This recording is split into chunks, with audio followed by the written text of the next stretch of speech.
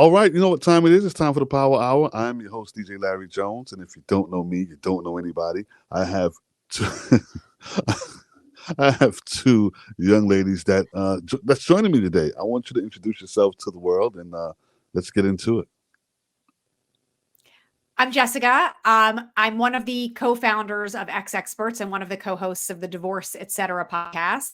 And we have some crazy divorce stories to talk to you about today. And I know that a lot of people will be able to relate. And I'm TH, just two letters, TH. I'm the other half of the co-founder and co-host of exExperts and Divorce Etc. And Jessica and I are best friends and created a platform to help all of you going through divorce. We're your girlfriends through it all because divorce sucks. But divorce doesn't define you. And we are shining examples that you can have a great life, even if you have a divorce. Right. There's light on the other side. Yeah, right. At the end of the tunnel, right? At the end of that dark tunnel. Well, how did you ladies meet? I love this story. So I'll start with it. So TH and I've actually been divorced twice. So I am truly an ex-expert. TH and my first husband were best friends from high school. And he and I met in college. So when I met him, I heard a lot about his best friend, TH. She came up to our school outside of Boston for a Halloween party. He and I had only been dating 2 months, like the very beginning of my freshman year. But I was excited to meet her because I'd heard so much about her. So she comes to this Halloween party and I see her across the room and like beeline over. And I'm like, oh my God, you're TH. And she looks at me with this look on her face and is like, where's Darren? And I go over to him and I'm like, that's your best friend? She's a bitch. So ultimately, years passed. I mean, whatever. We weren't really like in contact that much during college because she and he were the ones who were friends. But after college, we like all graduated. We'd all moved to New York City. TH was with the guy that was going to soon become her husband. Our husbands became best friends. TH and I became best friends. And we just were living life, doing all the things together, traveling together, like, are going out all the time together, starting families, kind of around the same time, like just doing all the things together. We got engaged within a month of each other, married within a month of each other. And then 13 years into our marriages, found out within 1 week of each other that both of our husbands were having affairs with other women and covering for each other. Wow. And traveling together as couples with those women while we were home working and taking care of our kids, thinking they're out on a guy's trip. Wow. Yeah. Well, I'm not sure I fully believed my ex at that time, but I wanted to believe that he was on a guy's trip, I wanted to believe, but, and then my ex called me a week after Jessica found out that her husband was cheating. My ex's fiance called me to make sure you caught that married because, but let's pause on that. Go ahead. Yeah. His fiance. So, by the way, we had 3 kids and they were 8, 6, and 4 at the time. And she called to see if I was still married because she was engaged to my husband. I asked, how do you know it's the same man? And she proceeds to tell me that she's met my kids. She's naming my kids. Now, this is back in 2008. What the heck? There's no tracking and identity stuff like where we are now. This was pick up the phone and you think, insurance is calling you or something, And I actually told her that she saved my life that day because I think I didn't realize how much I was suffocating in my marriage until that exact moment that she called. Because for those to be the first words out of my mouth, it was a hallelujah moment for me. It's definitely one of the best days of my life because for so many reasons. So our stories, I'm sure that there are many crazy stories out there. And we just want you to know that you're not alone. You're not alone. That's for sure. We're all part of the Crazy Divorce Story Club. Right. Yeah. Give it up for your freedom. Let's shout out to your freedom. Yes. Right? That was a mess. Hallelujah. That was a mess. Now, explain to everybody what exactly you ladies do now. You have a podcast, Yeah. and let's talk about it. So our backgrounds are like similar but different. I come from broadcast journalism. I've worked in TV for 25 years, and TH worked for huge media companies putting on events, spiritual events. And we, back then when we were getting divorced, so the unfortunate thing about divorce, I think everyone listening can kind of like, there sort of comes like a time and an age group where it starts sort of happening in your circles. You know, we both got married very young. So we had been married for 13 years. At that point, I was still only 36. No one was divorced yet. And TH and I both come from parents who are still together today.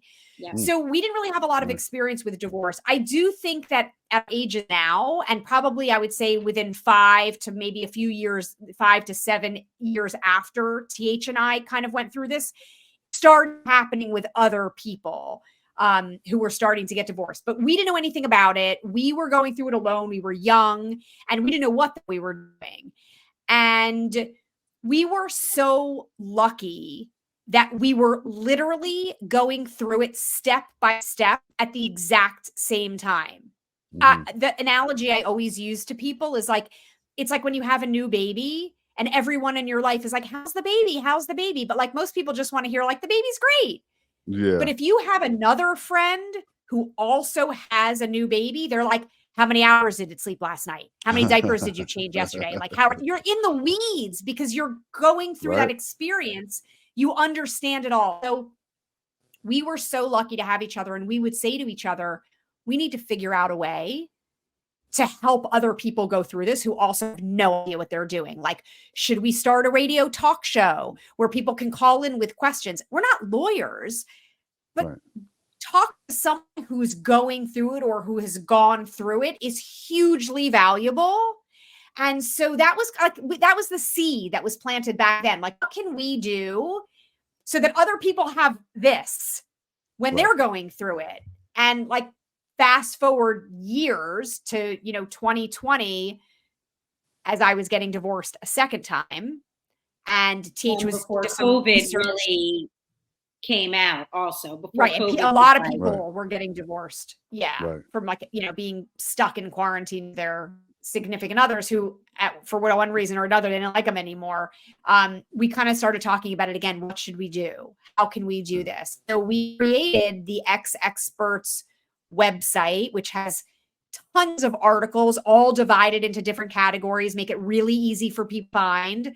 We have a huge directory of resources, people that we have personally interviewed and vetted that we feel like if we were getting divorced today, we would work with these people. So we trust putting out their information to our community. And of course, nowadays, we started the Divorce Etc. podcast, where people can hear all the interviews and read the transcripts of the interviews. And it's like a place to go to have all of the resource, get your questions answered, have private sessions. If you need like one-on-one advice and guidance of getting through the process, whatever you need, we've got it in some form or another for people. That's what. Now, what was the bounce back like? Once you got divorced and everything, what was your comeback like? Was it a struggle? What was it like for you guys? It's a journey. I don't really love that phrase. Everyone's like, oh, it's a journey. But it truthfully is. And it's several journeys at the exact same time. Okay. Your kids, if you have kids, are going on the journey of two households. Oh my God, my parents actually really don't love each other. And all the things that they may or may not have seen and realized were actually coming true depending on their age. Like Jessica's kids were 4 and 2. They were playing with, nothing. They were like playing with baby toys. They had no idea what was going on. They were paying attention. And my kids were 8, 6, and 4. My 8-year-old actually was paying attention. So the journey that your kids go on is one journey that you go along on. The other journey is, now what do I do with this person who I'm divorcing? Like, how am I even going to talk to this person? I actually really don't even like this person. Okay. That's another journey. The other journey is for yourself. Who am I? For Jessica, half of her life was being married to Darren. It was Darren and Jessica, Jessica and Darren, Darren and Jessica. Now it was just Jessica. Yeah. And like, who is just Jessica without Darren? For me, I had been a single married woman for many years. So it was always TH. So I was on my own journey, but still rediscovering and kind of shedding the scars of being with a true narcissist to figure out, what do I like? I'm actually a good mom. How do I embrace that? And I'm definitely not crazy. So that's always a happy moment. Right. And then you have another journey of the actual divorce process. Now I got to get a lawyer. Where am I going to live? How am I going to support myself? I've been a stay-at-home mom. So all of those things. Oh, and by the way, you might be upset about your divorce too. So there's like the journey of grief. All at the same time. There is no immediate bounce back. You may end one of those journeys way before you end the other one. You know, they're going to be staggered. But the one thing that's consistent with all of them is that you need to move forward. Right. And that is something that we can't say it enough. Please stay away from Facebook groups that are toxic. If it's a place where you can curse out your ex and be angry and your face is scrunching up and you're curling your hands and making fists, please get out of it, because that's not going to set you down any of those paths. Right. Let's speak to that a little bit. Yes. Moving forward. You know what I mean? Let's unpack that. It's not always easy for some people to say, you know what, I'm just going to get on with my life and I'm just going to do this and screw him. And I mean, some people sit. No, some people sit in that. Yep. That's right. And it just makes it worse. It makes it worse for many reasons, because first of all, if you're really sitting there, then you're not taking any responsibility. Look, our husband's cheated. Mine was engaged. He led a second life for 4 years. That's not even the tip of the iceberg of the crap that he pulled off. But I allowed somebody to treat me like crap. Right. I allowed myself to stay in a marriage that was not healthy for me, and therefore certainly not healthy for my kids. Right. I allowed bad behavior. So that's how it starts, is taking accountability for your role. Listen, I didn't do anywhere near what he did. Right. But I still stayed. And why? Why did I stay? Dig deep. Figure it out for yourself. It stinks. I just had a private session with this woman. She was crying the entire time because everything I was saying was resonating. I'm like, you don't even know that you're like blooming flowers from your head right now. Like, you've been rotten until you start growing and you release this stuff and you talk about it. And you're like, God, I think I married my mother, which was my revelation. So, you know, that's one part of it. But Jess, what do you? No, I think that people sitting in the grief and like the anger about it, I think more like the anger, you said it's so common. I would bet that more people sit in those feelings than not. Because the majority of divorces, regardless of who decides that they're getting divorced, whether it's mutual, whatever, it's like there's always some anger and some vindictiveness and some resentment over the fact that that's where you are.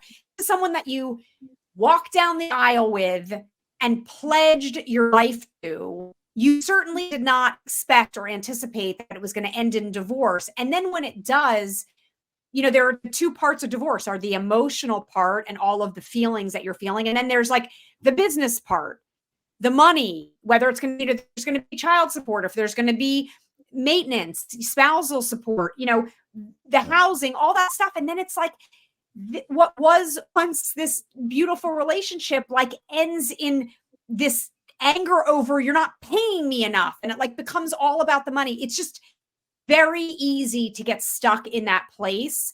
And it is not easy to compartmentalize, which honestly is the key to being able to move forward. You have to be able to separate the divorce process from the emotions you're going through.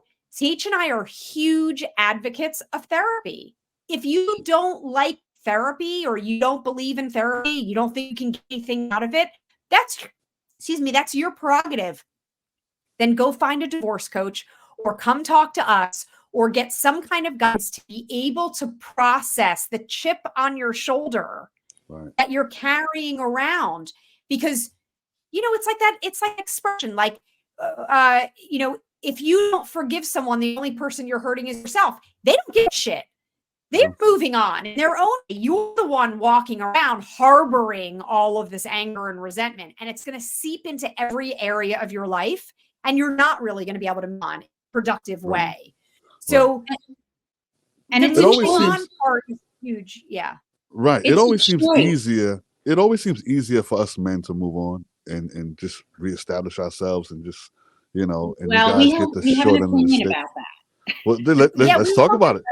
I think that on the surface, it often looks easier for men to move on. And I think that that's, part of why a lot of women get stuck where they are, because they're like, oh my God, like he's already dating. He's already or he was the breadwinner, so he has this job. He didn't have to worry about how he's going to support himself. Now, how am I going to be able to pay these bills when I was the lower earner in our relationship? It's not 50-50. So it looks oftentimes he got a new sports car and he's living it up. But we've spoken to a lot of men, and we've had a lot of men come to us and that's not always the case. That's not what's going on the inside. Right. And so it's been really eye-opening. And I hope that even if on the surface women are seeing and thinking that their guys are moving on, if they really are moving on, they have not processed their feelings, those men, and they're going to move on and going to make other mistakes, and they're going to end up in relationships that aren't successful. And in the end, the woman could end up in a better place. It takes her longer because she is processing. So I think a lot of times, it's easy for guys to like go out and date because emotional connections that men and women have when they're out and they're dating and it is different. But then a lot of times, especially if they have kids, the guys that we've spoken to are like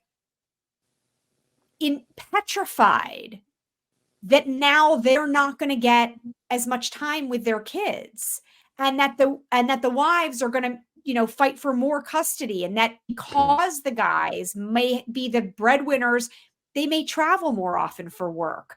Their work hours may be longer and later, and now that's going to be held against them. So they're not going to get even 50% custody. So I think the guys move on faster is more of like the look than what's actually going on. Totally. Yeah, because it can be really, really painful to be dealing with court cases with child support and back and forth.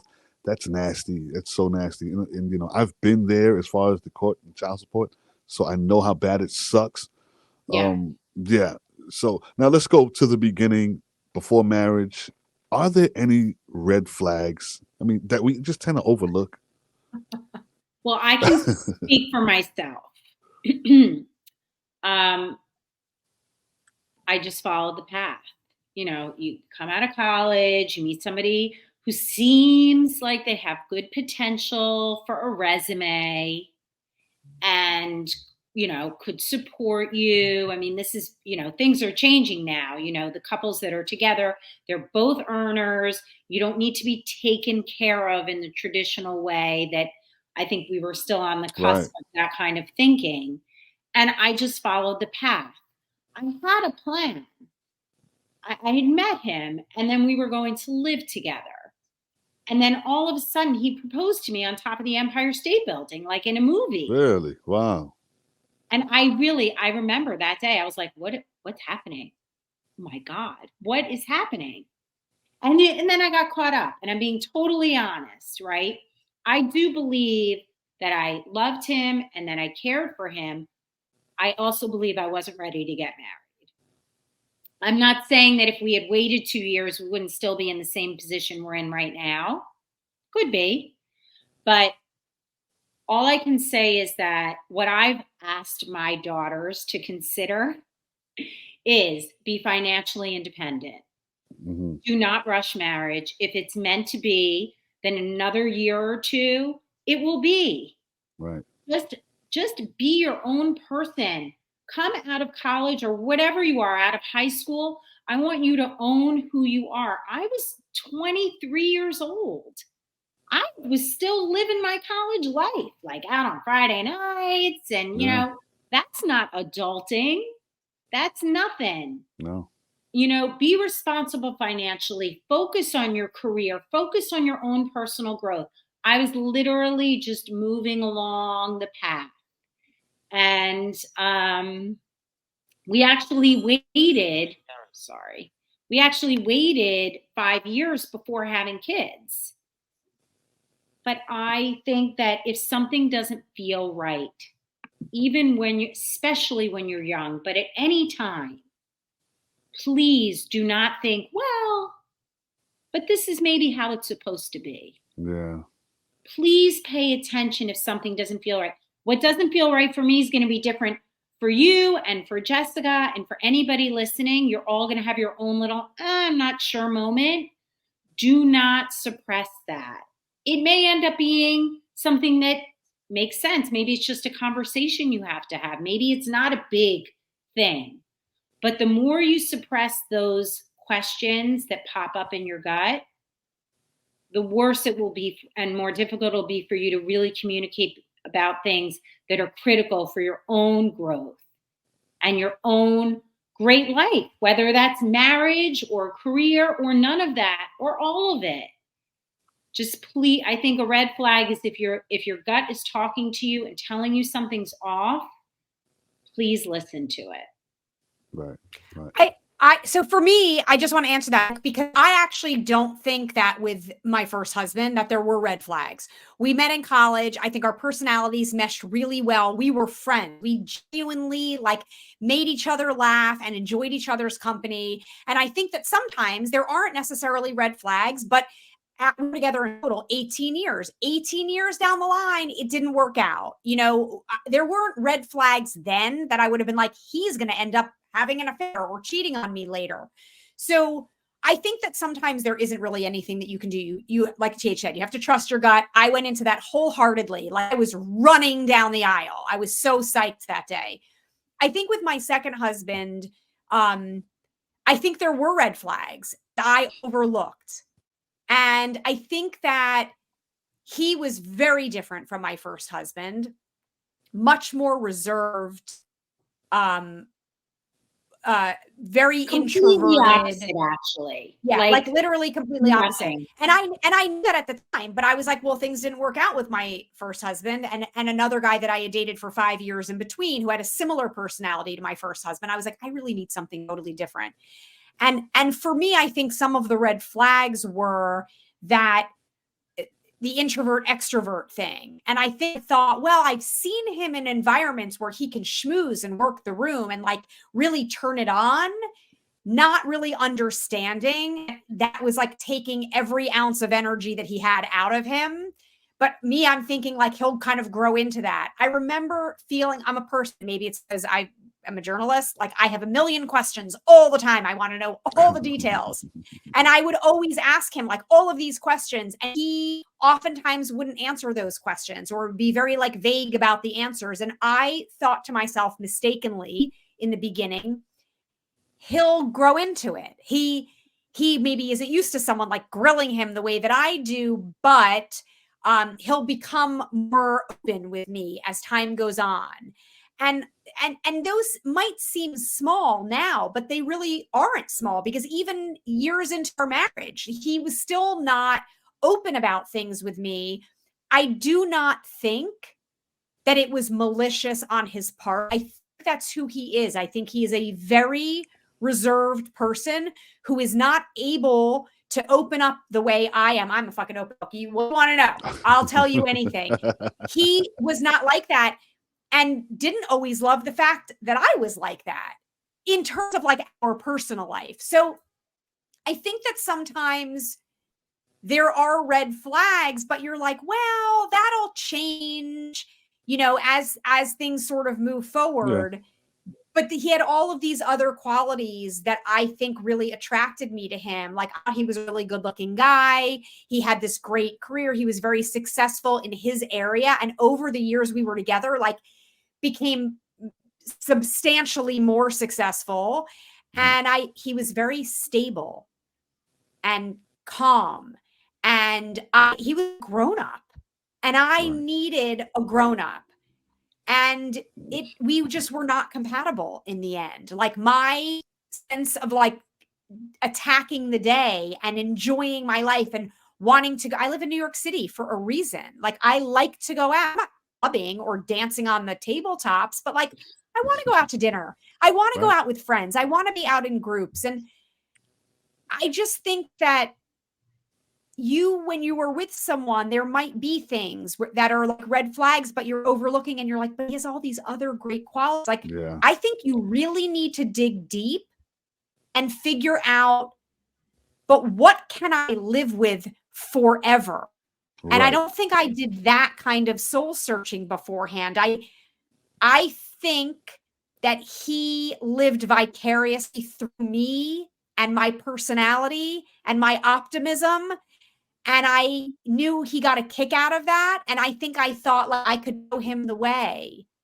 I did not think to myself, if this is what it is going to be like for the next 50 years, will I be okay with that? So I look at relationships very differently now. Right. So where are you ladies at now in your life? I mean, you look fabulous. I mean, you got the whole podcast going on. Where are you at now? Is like where everyone aspires to be. I have done a lot of work. I've done a lot of work with therapy. I've done a lot of work with my kids. I have really, I really feel that my divorce was a tremendous gift for me to really figure out who I am and my true potential. And I had a career and a master's degree and all those things, but that was also the path.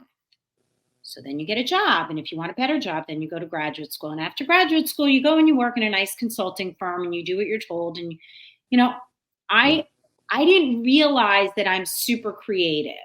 Mm-hmm. And I didn't realize my ability to really connect with people. Mm-hmm. And so where I am today is I feel like in the last year in particular, I feel like I've arrived. I'm where I wanted to be, not even knowing that this is what it was going to look like. So as far as exExperts in divorce, etc., our podcast is doing phenomenally well because Jessica and I talk to these lawyers and other people who are just like, oh God, I really don't want to talk to those people. It's like, we're making you go to the dentist in the fun, like happy way. Okay. Right. We're asking the questions to the lawyers who have gotten divorces. And we're like, if you got a divorce, how are you helping others? Like, how are you not, taking in the special sauce that you're serving out to everybody? So, but it's not always like that. You know what I mean? It's experience. You know what I mean? I know. Learn from experience. You're trusting and spending a ton of money, and your personal life is falling apart, but you're going to tell me how to fix mine? Like, what? That's like when you go to AA. The counselor normally would be on drugs, would have been on drugs. Teaching you from his experience, right? So, yes. So maybe that's a little bit like the two of us because we are recovered divorcees. But we are friends through it all, and we're not afraid to talk about it. So as far as divorce and divorce, etc., exExperts, we are here to break the stigma of divorce. It's just another thing that happens to 50% of all marriages. Don't be ashamed of it. Own your piece of it, and let's freaking move forward. Okay, so that's that. I have actually found, because I've gotten to this place for myself, I have found the most amazing man who is also in that place. Timing is everything. I have been in long-term relationships since my separation and before meeting Frank, and I met people where I was at that time, and I was not here. I was still thinking if I just fix this about myself, if I just did this differently, then things would work out. I mean, he's a nice guy. Why don't I love him more? What's wrong with me? As opposed to saying, maybe he's just not the right nice guy. Right. I never even thought to think that. But a therapist said it, and it sounded differently than all of my friends who have been saying it over and over again. And I think that when you put in the work, you can be in the best space. So now my career before exExperts was in the events world, but not an event planner like a wedding planner, like festivals, high engagement women's events, which I actually did my first solo one the other night. And the emails and everything that have come in that teach, you have created an experience that has changed my way of thinking, that has changed my life. Like I got this email today, and that is how I know I'm a creator. I am a connector. I can create opportunities for people that they wouldn't know that they could have.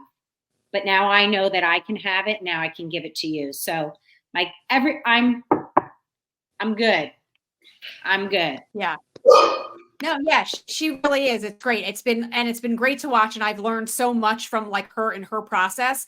I feel like after my second divorce, I was really down in the dumps for quite a long time. A lot of it having to do with the fact that I had to figure out where I was going to live. And because I was like moving around a lot to a bunch of temporary places, I didn't have my friends with me that much. They preferred to stay at their dad's. I just felt like I was feeling very blue, very down, very dark. I ended up in the place that I am in now, that I bought, renovated. It's a true representation of me. It made that in and of itself, like living where you live, which I know is it's very hard for a lot of people getting divorced, because you do feel like you're moving into a place that maybe you wouldn't have wanted to live initially. You really have to personalize it and make the little touches matter, to make it feel like your home. So loving where I live is a huge part of my mental and emotional state. So that's been great. My kids are back with me. Hold on. I need to take note of the fact that Jessica bought this apartment with her own money and renovated it on her own, because we have talked in other podcasts how she got a divorce and then moved into another apartment in New York City. And people were saying, oh, you got a great settlement and all this other assumption, crap. Right. No. Right. The answer is no. Jessica bought her first apartment with her own hard-earned money. She bought this place with her own hard-earned money, and she has created a home and space for herself and her children, even when she was moving everywhere, like with the fake flowers or whatever, anything she could do, scrap together to make it feel like a home. She has done this on her own. So yes, she's been married twice. That has nothing to do with her own independence in her career and financial responsibility and creating a home for herself. And that is like a huge applause that many women are always hoping to lean on someone else to do. And Jessica has done it herself. So I don't want to just we need to elevate that. Big shout out to Jessica. I appreciate it. Big shout out. No, thank you. I mean, I was lucky enough. I had a great career, pretty much through my whole life. And I saved every penny, and I spent every penny on this. And so it's made a huge difference for me. And I feel like, Divorce, Etc. is doing amazing, which is also like just an emotional boost, I think, for both of us. We both have other things going on in our lives, other ways of bringing in income. And I feel great about where I am. And on the TV side of my career, like I'm not dating anyone currently, and would love to meet my person. But I also feel like now I have a much clearer idea of where I am. And I feel like I'm me again for the first time in a long time. Like my second marriage, I think, brought me also to a place where I wasn't really feeling myself, because it wasn't really working out. And that's what happens. We lose ourselves when we're in marriages that aren't as fulfilling as we want them to be. And so subsequently, I feel like for those number of years and the several years afterwards, I wasn't myself. Like I finally feel like I'm back to who I am. And so to TH's point of, you meet people where you are. So everyone listening, like, go through the process to get to where you inherently feel like you're you, because then I think good things can happen. Right. I also want to remark on Jessica that, we, as Jessica said at the beginning, we believe in therapy. We believe in a really good therapist. It might take you time. Don't give up, because it wasn't until after Jessica's second divorce that she really started to look at herself and give herself some grace and focus less on what can I do to help everybody else, like, be better. Like, what can I do to help myself? Like, why am I where I am, and how can I make myself better? How can I learn? How can I grow? As opposed to focusing on everybody else. And that's a really hard thing to do. I think I fell into it because I was married to such a difficult human that had damaged me, that I allowed to damage me so much, that I had no other choice. Like, I needed like help. Right. And I think for those of you who are choosing to end a relationship where there isn't infidelity, that's a really hard thing to do. And look, if I hadn't gotten that phone call, I really do believe in myself that I would have ended the marriage, but I was already living 4 years in limbo. I had visited lawyers. I had talked about this. I could not, I was too afraid. I was just really too afraid of being a bad mom. My bad mom if I end this marriage, and I ruin this family. Yeah. By the way, both of those phrases are complete BS. Bullshit. Yeah. You are a great mom no matter what. You are not ruining a family. My family is so much healthier now than it ever was with him MIA for 4+ years. What kind of family is that? Yeah, that's not the family that I want anyway for my children. So, it's very hard to make this decision. But again, please trust your gut. Get the information you need. Do not rush to a lawyer. Do not air your laundry to everybody. Just come to us, and please don't Google divorce. Please. Yeah. Come to exExperts. Set up a 15-minute free connection call with us. We'll either set you up with resources and information and direction, or we'll work with you, or both. Now, how can they reach out to you? Let them know how they can get in contact with you guys. So you can, first of all, exExperts.com is our website. That's the hub for everything. You can get our free divorce rule book of all the things that we did that you should not do. And you can set up private sessions with us. So the website is the primary place. You can also the master classes. Right. We have tons of education. I think the first thing to do is set up a free connection call with us. So you can find that on our homepage, or email hello@exexperts.com, and we will get you started. If a master class is the right thing for you, we'll set you up with that, whatever it is, or any episodes of divorce, etc. We are on all social at exexperts. The DMs, the messages, we read them all. When they're sent, they're not going to an AI bot, and they're not going to a virtual assistant. They're either coming to Jessica or TH, and we answer all of them. If you are nervous to kind of get started in all of this, go to our YouTube channel. We will totally make you laugh. We laugh at ourselves all the time. We talk about the hard things, but we acknowledge the stupidity of some of the stuff that we've done and some of the hard stuff. So reach out to us. We are your girlfriends through it all. We are not your lawyer. We're not your financial experts, but we will guide you in a way that will in the right direction. Take charge of your life and realize that you are going to be okay. You're 100%. And if you are thinking about it and you're not really ready even to take some of those even small initial steps, like the Divorce Etc. podcast on every podcast platform. So you can find us and look up, different episodes and get answers to your questions that way too. And listen, we've been out of our marriages longer than we were in them at this point. We talk now about the dating and the kids, and they're growing up to be 20-year-olds, and additional questions you're going to have to answer, and maybe additional conversations you're going to have, and all of the things, and finding yourself and finding a job and financial literacy, independence. Listen, we are a good place to start. That's all.